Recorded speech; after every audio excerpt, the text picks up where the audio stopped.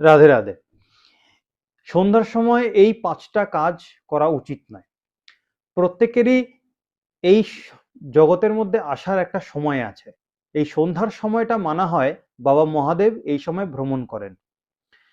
এইবার এই সন্ধ্যার সময় অর্থাৎ এই দুটো সময় মিলনের সময়টাকে অ্যাভয়েড করে বাকি কর্ম করা উচিত।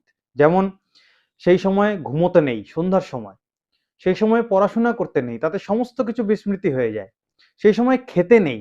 দুটো সময় মিলনের অর্থাৎ সেই সময় সন্ধ্যার সময় কোনো শুভকর্ম আরম্ভ করতে নেই। অনেক সময় বিবাহ গোধূলি লগ্নে করার একটা ব্যাপার থাকে। তখন সময় নির্ধারণ করে, পণ্ডিতের দ্বারা সময় নির্ধারণ করে শুভকর্ম করা উচিত।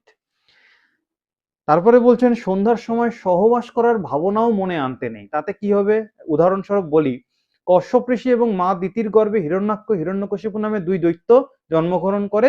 কারণ হচ্ছে এই দুটো সময় মিলনের সময় তারা সহবাস করার মনে ভাবনা এনেছিল, তাই এই সন্ধ্যার সময়টা মানা হয় মহাদেব, বাবা মহাদেব তিনি স্বয়ং ভ্রমণ করেন।